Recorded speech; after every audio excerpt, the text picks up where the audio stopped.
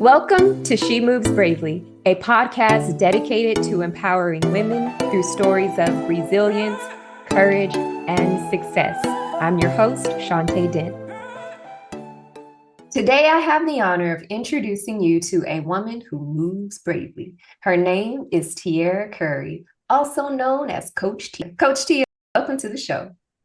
Hello, Shantae. How are you today?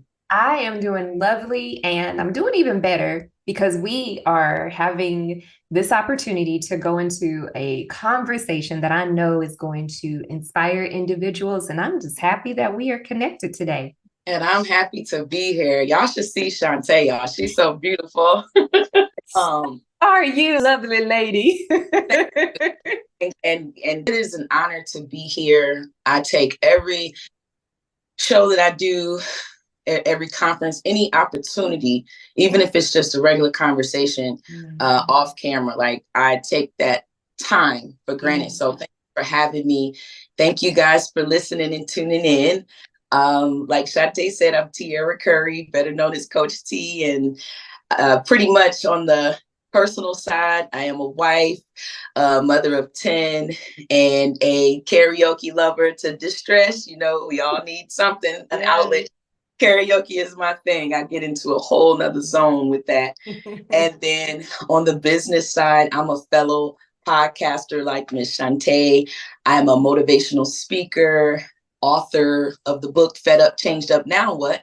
And a life coach. So pretty much everything that I do, it deals with words. God has blessed me to have a way with words and telling my testimony. So I use that in different forms to bless somebody else and to give back. So that's pretty much me in a nutshell. Yeah. Now, before we dive into your story, Coach T, I just need to repeat the title of your book again. Can you say that one more time? The title of your book is? Absolutely. Fed Up, Changed Up, Now What? I'm feeling it. Like I feel it in my soul. Fed up, changed up. Now what? Like that's quite the formula. We are definitely going to take a deep dive in unfolding and unpacking your book. And I want to give you this opportunity to share your story. What have you overcome? You know, I'm an 80s baby, and my mother, she had a kind of rough life herself. She has her own testimony and reasons as to why she chose the path she did, but she used to do a lot of traveling and hanging out with a lot of the celebrities back then. I won't get into dropping names, but she was just that person. And she even got an offer, you know, to become a part of the group. I think it was called The Emotions, but she chose, you know, the drugs and the partying. She was super duper young. So here I come, you know, born to a teen mother. And, you know, with the traveling on the road and the touring and all that she was doing with the drugs and being so young and naive, she fell victim to the drug arena. And so I get taken from her and placed in the system. I'm sitting on the couch. I'm a little girl. I'm sitting on the couch. I was probably in Head Start. And next thing I know, all these police come in with like riot shields on, and they were looking so tactical. They breezed by me and they went straight in there and, you know, got my mother and my stepfather at the time. And that was the end of being with my mother. So I was only with her for a few short years. Now in foster care, it was not always bad, but it was a lot of bad versus the good. So in foster care, I dealt with molestation. I dealt with rape, abuse, you know, like being beat with extension cords coming out of the tub. And I don't know if any of you have ever belly flopped in a pool, so to speak, but it stings if you belly flop the wrong way. So imagine coming out of a tub and your skin is soft and you're just getting beat and you're getting whelps on you and stuff like that. So I tried to commit suicide a couple times while I was in elementary. You know, at that age, I was trying to just off myself. And my thing was, let me leave a note that says, because two of my brothers had came with me at the home that I was at. And I was like, let me just leave a note saying, can y'all rescue them? Because nobody was believing me. Nobody was paying attention to the signs. And I tried 3 different ways to take my life as a youngster, and it did not work. So that last time I was like, you know what? God he must be real, and he must have something for my life, because I've tried it 3 times to leave and I can't. It's like God won't let me leave. So that was my first encounter with God. Now, my great grandmother taught me the foundations of God, but I didn't know him for myself until then. I started knowing him. Like, I must have a purpose. And I'm like probably 8, I don't know, 7, 8, 9 years old saying that. And I'm like, wow, okay. So I stopped that, but I still dealt with the abuse. And so I was very sheltered. My foster mom didn't want to tell me anything, not even things about girls like yeast infections. If you find out what a yeast infection is, you're being fast, you're being grown. So it was just a lot. So fast forward to 18, I could not wait, y'all, until I was 18. I was just, I literally had a school calendar, and it shows you like the next couple of years. And I was counting down the days till I was like 13. And I was saying, I'm counting down the days till I'm 18. And I was like, yeah, my birthday, April 11th. So I was like, April the 10th, you know, at 11:59 p.m. When the clock strikes 12, I'm out of here. Wow. So when I was 18, I worked hard from a regular restaurant job to sales. And then I played hard because my mind was, I wanted to be famous so I could, you know, take my mom out the hood and do the things that we want to do and not live in poverty. I wanted to bless my great grandmother. But one of the biggest things is I wanted children, and I wanted a lot of them. I wanted to have 5, and I wanted to adopt 5. Being that I saw what some foster parents could do to kids, I wanted to treat them right. Yeah. And I wanted a husband. That's all. So I started dating these guys, and it was like wrong guy after wrong guy after wrong guy. But, and it's in the book, like I dated, because each chapter at first is about a different guy I dated. So I've dated strippers, drug dealers, a best friend even. And one of the relationships that made me slow down, because with the dating came the drinking, the smoking, and just kind of, you know, being a little bit irresponsible at times, letting my guard down. But this relationship with this Jamaican guy is what made me want to stop fornicating. And it kind of helped me to see my value about how God sees me. So me and my boyfriend, you know, we was together for a couple of months, and he wants to take me to go see his cousin. So I was told that by older women, that if a man takes you to see his family, that's a good sign, because that's a man has interest in you is not going to take trash around his family or a one night stand. So when he said, do you want to meet my cousin? I got excited thinking about what the older people had said with more experience than me. Yeah. So we go to 5 Points downtown. We meet the guy, and off the rip, his cousin was like, you know, you are so beautiful. Do you have any friends or sisters? So I said, well, I have a friend. He was like, cool, let's do like a little party, a little get together and I'll just call the boyfriend that, you know, was in on the setup, I'll just call him Mr. Jamaican. So he was like, we just have a little get together at Mr. Jamaican's house. And I'm like, okay. So I get this young lady from my job that I thought we were friends. You know, I've taken her home. We've hung out a couple of times. And even though she had a reputation, and I was warned about her at work, about how promiscuous she is and just be careful around her, I didn't want to judge, you know, I didn't want to be labeled as a judger, if that's a word.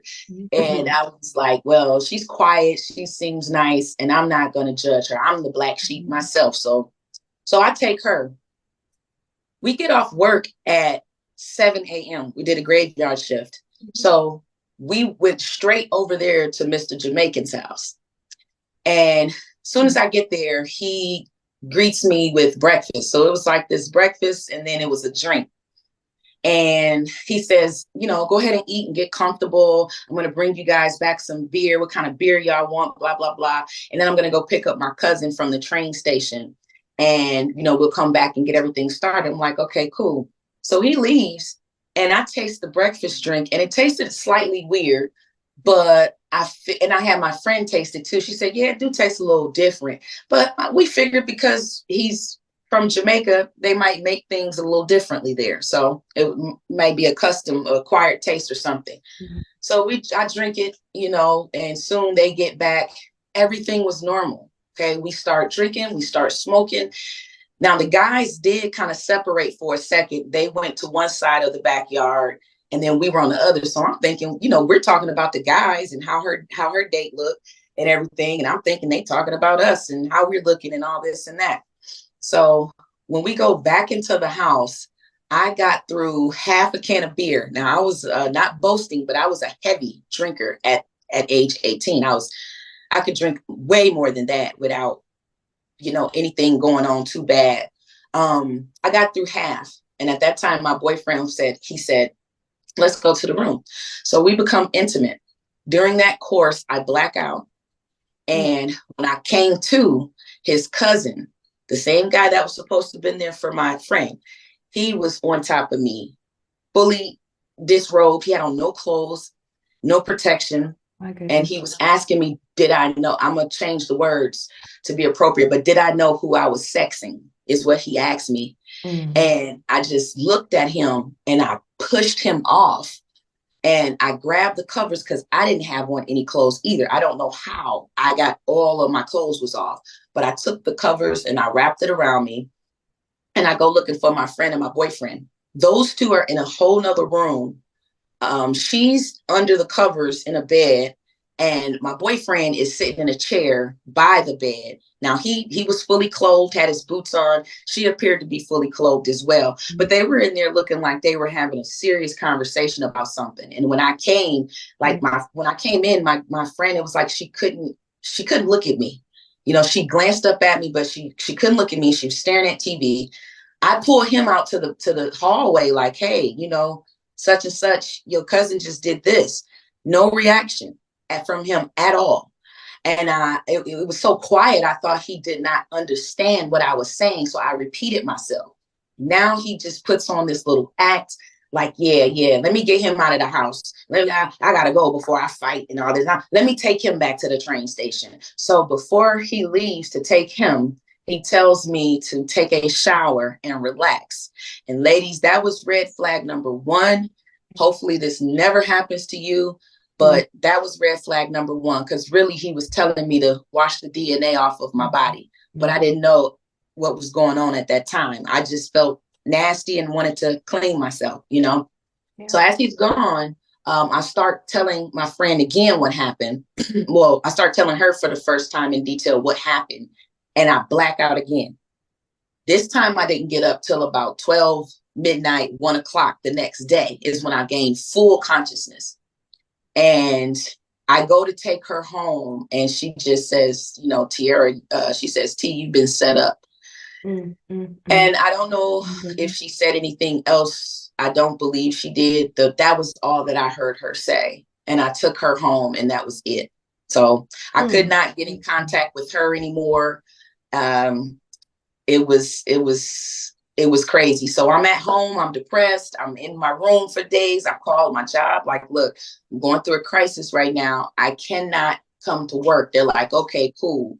And finally my boyfriend answers and I tell him, look, if you, me and him can take an AIDS test and it is negative, because I just thought AIDS was the worst thing you can get. I said, if it's negative, I'll just drop everything. They said, cool.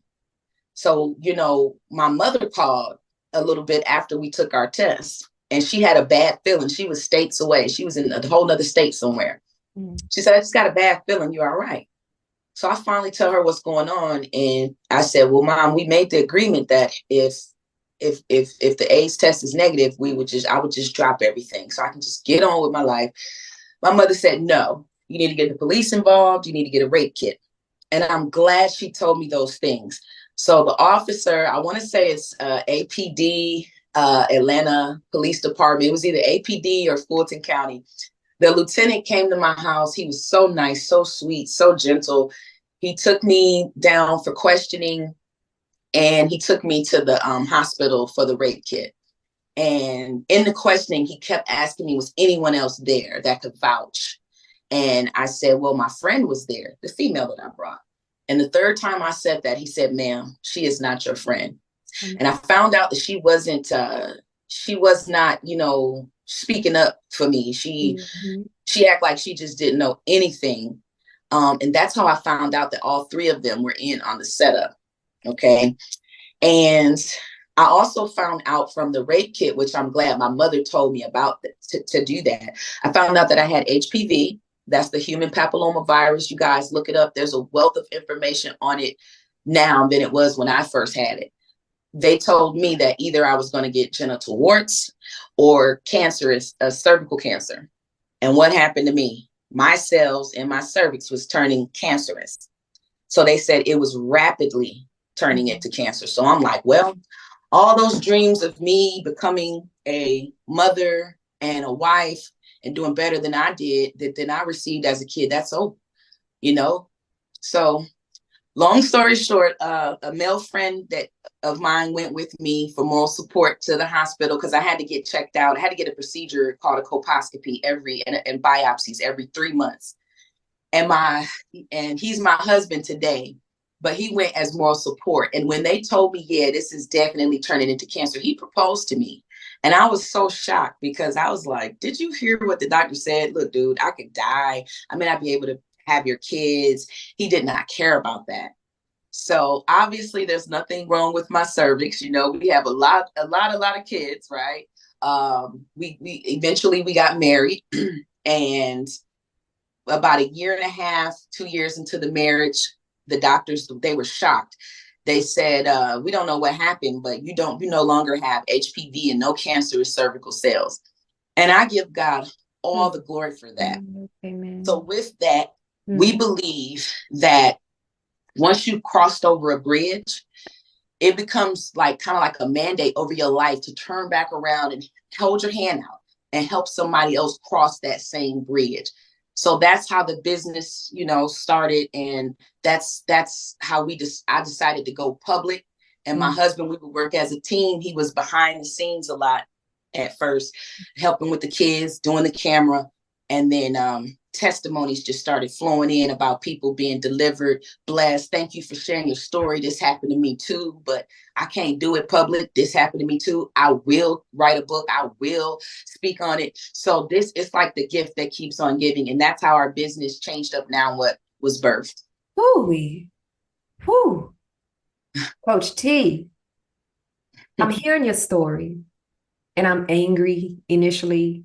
Angry, upset that you had to endure so many horrific experiences all the way from childhood in the foster care home. I'm angry that you experienced rape. I'm angry that it was a part of a setup. Oh. And then I'm hearing the details and I'm hearing how it's all unfolding. And I begin to envision how, oh my gosh, ashes can become beautiful. Mourning can turn into joy. And it's hard, the reality is it's difficult to hear the details. I've been in this game for a long time, starting as a rape crisis counselor. So I'm accustomed to hearing the details, but it's never easy hearing the details. And I imagine listeners, those who unfortunately have gone through sexual violation and even those who have not, it's just the details, the idea that it's happening that is extremely frustrating. And I want to acknowledge the difficulty that many have when we talk about how good God is and how he can take you from that place of pain and in many ways allow it to be a vehicle that transitions you to a place of purpose. I know, I'm not even going to sugarcoat. I know it's difficult to hear that part of a story because I've been there. Obviously, Coach T's been there. And I also urge you to hang in there with us. Hang in there. Because there is a beautiful way, and I say this often, that God can take our shattered pieces and create a magnificent masterpiece. And that's what we see in your life, Coach T, where you had a lot of rough situations and it all unfolded to bringing you and your husband and your family to where you are today with a ministry, with a business where you're helping. And I love this terminology. We talked about this as well. You know, we feel like this is our God-given purpose, where now that we have experienced this recovery and healing, we are confident and fully equipped to now go back and help others cross over to the other side. And so we, you know, of course, in the confinement of our time, you know, you hear Coach T's story, but the reality is it takes time. For some people, it takes longer than others. So Coach T, in an effort to help us normalize the process for some of our listeners, can you share what that healing journey looked like? And I say like the good, the bad, the ugly, everything in between. And first I want to share, you know, this, you mentioned it not being easy in the details. I have to give a shout out to Erica Strong. Yes, Erica. Yes. Love I her. have to shout out to Erica Strong. Once I got to a place of healing, so I don't want anybody listening that may be dealing with sexual assault, whether it happened years ago or it's fresh and recent. I don't want anybody to think you have to rush. It took me, I don't know, it took me some years before I could feel like I could help somebody. Because at first the journey was trying to drink it away, you know, trying to sweep it under the rug and just forget about it. But just because you sweep something under the rug, that doesn't mean that it's healed. You know what I'm saying? It's kind of like a Band-Aid. Like you put it on top, you got to wait for the healing process to fully take place over that open wound. So after trying other means of getting through it, and you realize a shot of tequila can't help. Come on now. Going out can't help. Yeah. You can't sex it away. You cannot ignore it. At one point, you got to deal with it. But when I decided to write the book, when God put it on my heart, part of that healing, he knows that I'm a writer. In foster care, the funny thing is I started writing. My great grandmother told me basically how, you know, therapeutic it is to write, how important it is to write. So I wrote. She called it a journal, but we call it a diary or whatever. Yeah. And she just said, write how you feel, like write your days, your times. If any things are happening to you, start jotting down exactly the details. So I took that, you know, and God was like, write a book. When I got to that chapter about what my ex-boyfriend did and the female, I felt like you felt hurt, you know, tired of this happening to others. It felt like I was a ghost, like I was my 18-year-old self in that room where the assault took place, in a corner, watching my unconscious 18-year-old body laying there being abused, assaulted. It was hard. I put my pen down. I called Erica, like, hey, is this normal? Am I supposed to feel like this? Because this is a hard chapter. I did all the other chapters. This is hard. Yeah. She said, your readers are going to feel that emotion. She told me, just don't drop it. Come back to it now. So that's what I did. So definitely the writing, and then was a part of the healing. Having my husband being so supportive, because I asked him, are you okay with me airing out my dirty laundry publicly? Because I'm going to talk about these guys, not just him, but the other guys, and I'm going to be coming on live. He was 100% supportive. The only thing he did warn me about, and he was right about, was, trying to go back too far to get apologies and answers and stuff like that, because he told me that in doing so, I may get hurt again, my feelings. And he was right. He was right. I'll tell you about that off the air. But we had a Judge Mathis show call and Steve Wilkos show call, and of course they needed his participation as well. And he tells them he doesn't even know who I am. Oh yeah, no. Oh they no. got in touch with him. I was surprised. I didn't know they were going to call him, but they did. And when they told me that he's saying he's denying even knowing you, I got in touch with him. And I was so mad that I said, maybe this police report that I still have all these years will freshen your memory. So that was it. And I was like, you know what? Because to this day, there's still things I don't know. In your process of healing, there may be things you don't understand. Yeah. I do not like when people ask, why did that person rape you? Right. Don't ask that. We cannot get into the mind of a pervert. We don't know. You know what I'm saying? All these people out here freely willing to give it. Why do that? You know, why knock somebody out? It's got to be something sick psychologically, some spiritual warfare is something. So I don't know, you know. So I just decided to leave that alone. And the way that I'm going to get justice is doing shows like yours, you know, coming on myself. Because when you first get started, y'all, sometimes people may shut you and your story down, but that doesn't mean nothing. Maybe you got to start your own platform, you know, use your own mic and camera. So just writing, just praying, of course, doing some deep inner healing. You know, I do meditation. It's not a day that goes by. I can't just get up and go about my day, or get up and first thing I'm checking is my emails and DMs. No, I have to check in with God first. I have to read. I have to pray. I have to thank him. And just these incredible opportunities. This is how I get justice. And this is also a part of continuing to heal, is to tell it unapologetically like it is, because I know that my story and our stories are preventing somebody else from going through it. And then the ones who have gone through it, it's helping them. Absolutely. So that's my journey. And don't worry about rushing, y'all. It took me some years to get to this point, because some people are so amazed at how I can tell it without crying or getting choked up. Every now and again, I do get choked up, but I'm looking at the greater cause. I went through this, God brought me out, and now I can help somebody else. So take your time on your journey. It's called healing process for a reason. Now, some of you might need counselors. That just wasn't, you know, that wasn't my thing. I didn't have access to that. And if I did, I just didn't want to. But God, you know, he helped me out in a certain kind of way. So yeah.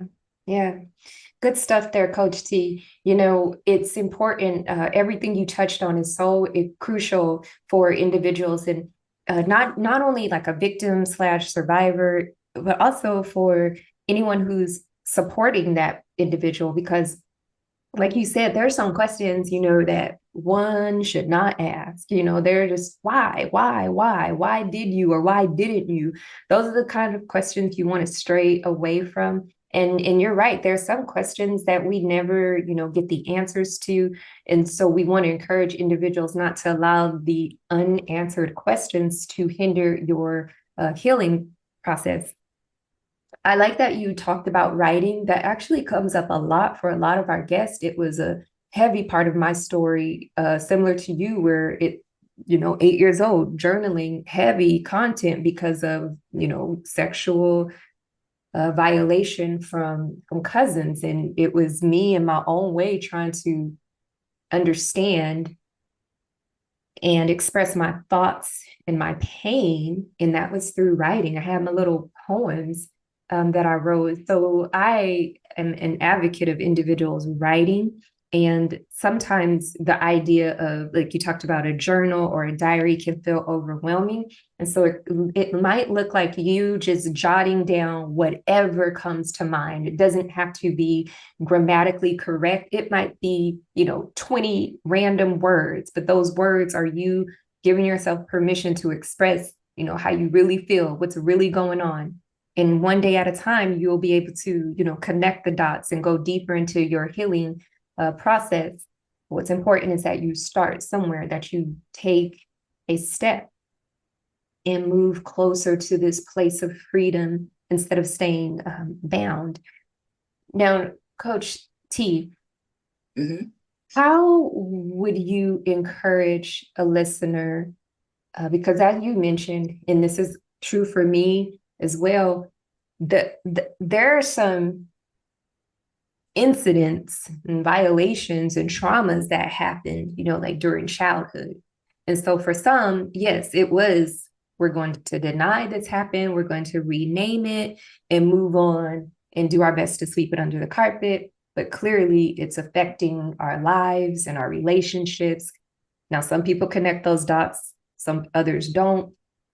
So there's individuals who, like you said, it's something has transpired, some traumatic event occurred years ago, and it may or may not be sexually, like sexual violation. It could be any trauma, any form of abuse. So for some, it's been years.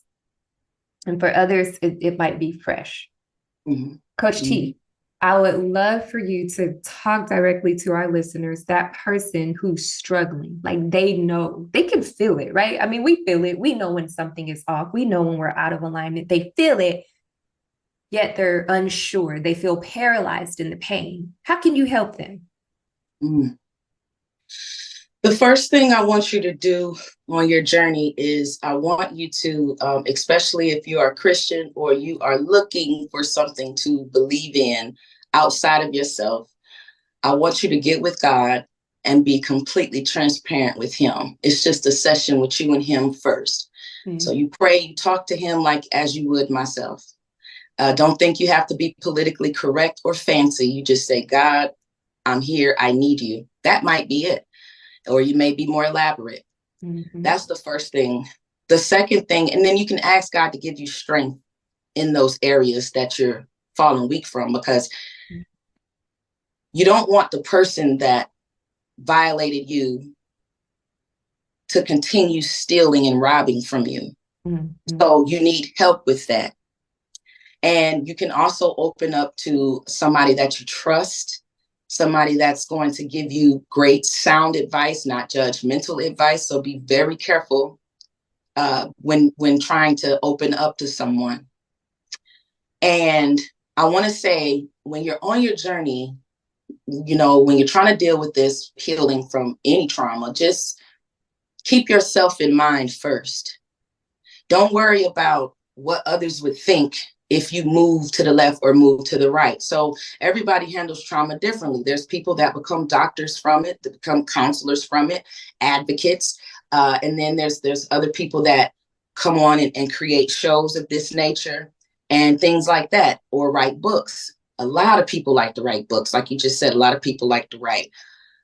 If you want to write a book, for instance, since that's what I have the experience in, don't worry about what will so-and-so say. What will this family member say? What will this friend say if they found out I wrote this book?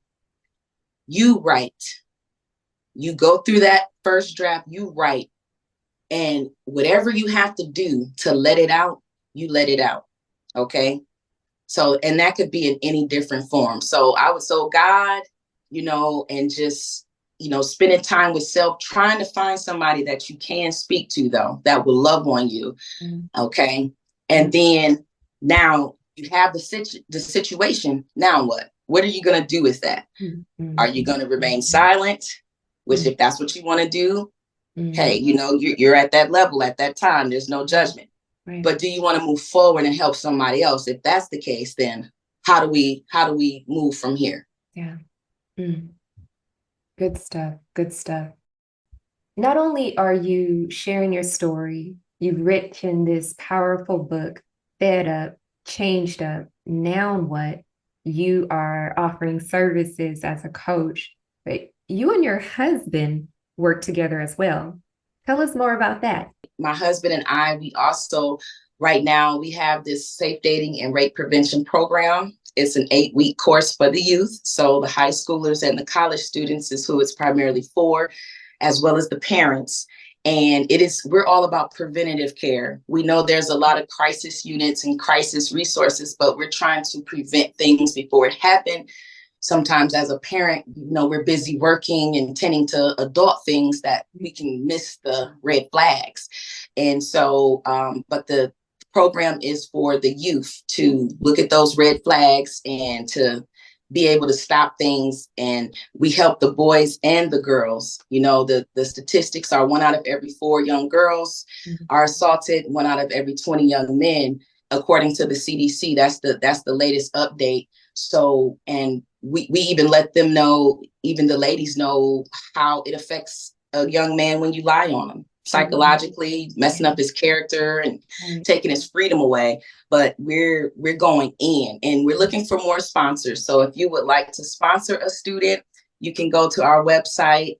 It's only $99 per student. If you would like to donate to the platform, you can do so as well. And yeah, we appreciate all the support and the sponsors that we do have now. I'm glad you all are bringing attention to it. I'm happy to see you and your husband raising awareness. We've just actually come out of Sexual Assault Awareness Month, but this is a lifetime work. It doesn't, it's highly concentrated during the month of April. Unfortunately, it's an ongoing cause, and we are in it. We're in it for the long run. Coach T, how can individuals get in touch with you? I imagine there's someone who's ready to move forward through their healing process in a healthy manner. And this is what you do. So how can they connect with you and allow you to assist them on this healing journey? Yes. So on social media, my name is Teaira Curry, or Changed Up Now What. But also I have a website that'll connect you to me with my email. So my website is cu-nw.com.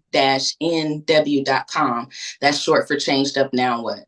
So that would be the best way to reach out to me if you have any questions, or if you need any kind of help moving forward or direction. So, even if we don't, work together, there might be still some resources that I can direct you in the right path of who can. So. Yeah. Excellent. And we'll include Coach T's information in the show notes. I want to make sure you all get a copy of her book, Fed Up, Changed Up, Now What? I know there's going to be more golden nuggets in that book as you hear more about Coach T's journey and her process. And as with this conversation, I believe that even amid the pain points, you will see a light at the end of the tunnel.